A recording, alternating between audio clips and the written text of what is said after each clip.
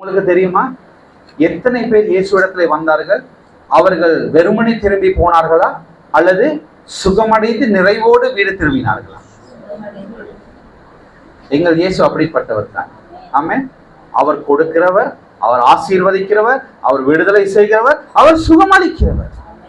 அவர் பாசிட்டிவான தேவன், அவர் நெகட்டிவான தேவன் அல்ல. அப்படியானால் யார் உங்களிடத்துல பிரச்சனையை கொண்டு வருகிறது? யோவான் புஸ்தகம் 10வது அதிகாரம் 10வது வசனம் சொல்லுகிறது, திருடன் திருடவும் கொல்லவும் அழிக்கவும் வருகிறானே அன்றி வேறொன்றுக்கும் வரான், ஜீவன் உண்டாயிருக்கவும். இங்கதான் பாயிண்ட். ஜீவன் உண்டாயிருக்குது, ஆனால் அது பரிபூர்ணப்பட வேண்டும். ஆமென். நாளுக்கு நாள் நாங்கள் என்ன செய்யணும்? ஃபாதர் படிச்சிருக்கார், உள்ளான மனிதனின் நாளுக்கு நாள் புதிதாக்கப்படுகின்ற வேலை இது. அதாவது நாங்கள் நாளுக்கு நாள் நாங்கள் புதிதாக்கப்பட வேண்டும், நாங்கள் அந்த ஜீவனிலே பெருக வேண்டும்.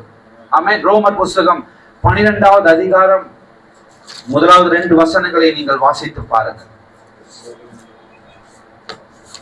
அப்படி இருக்க சகோதரரே, நீங்கள் உங்கள் சரீரங்களை பரிசுத்தமும் தேவனுக்கு பிரியமான ஜீவ பலியாக ஒப்புக் கொடுக்க வேண்டும் என்று தேவனுடைய இரக்கங்களை முன்னிட்டு உங்களை வேண்டிக் கொள்கிறேன்.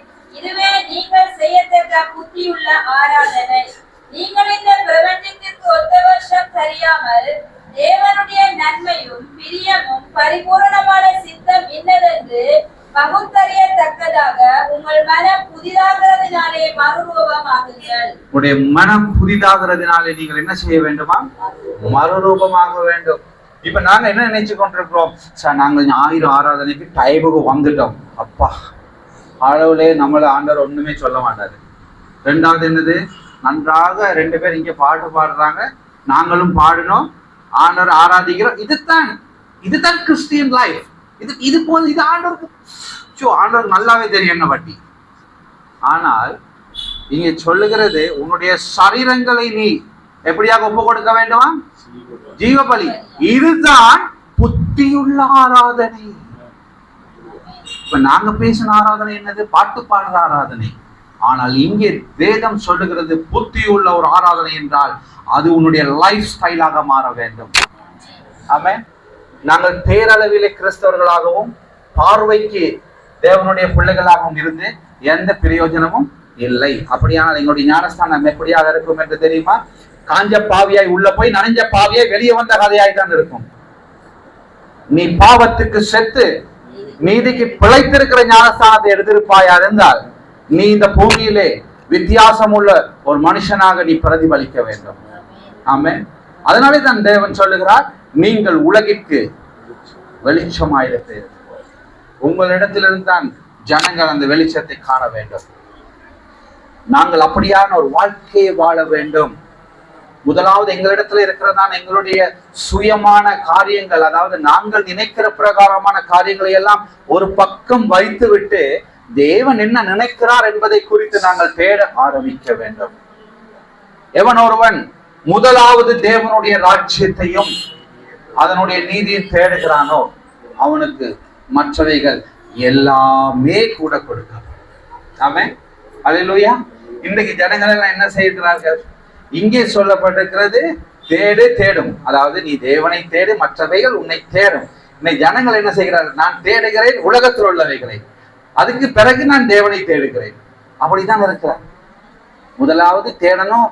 நமக்கு என்னென்ன உயிர் வாழ்றதுக்கு தேவையோ அதைத்தான் தேடுறோம். முதலாவது நீ தேவனுடைய ராஜ்யத்தை தேடு. ஏனென்றால் இதற்காகத்தான் நீ அழைக்கப்பட்டிருக்கிறார். நீ விசுவாசித்து ஜெயம் பெறுவதற்காக.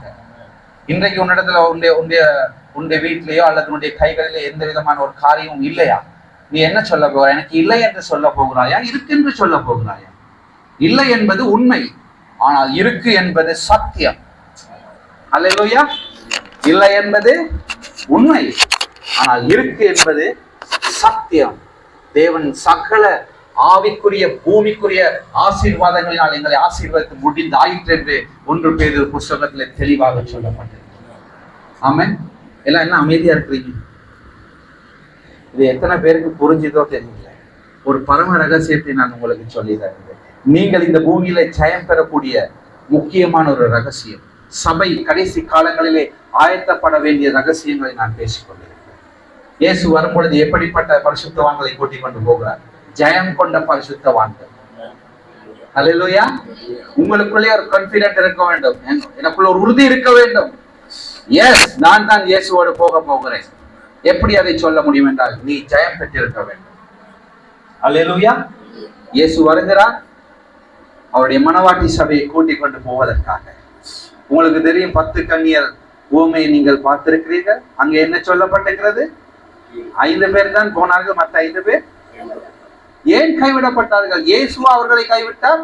இல்லை, அவர்களாகவே கைவிடப்பட்டார்கள். ஏன்? அவர்களுடைய புத்தியின்மை, அவர்களுடைய அறிவின்மை.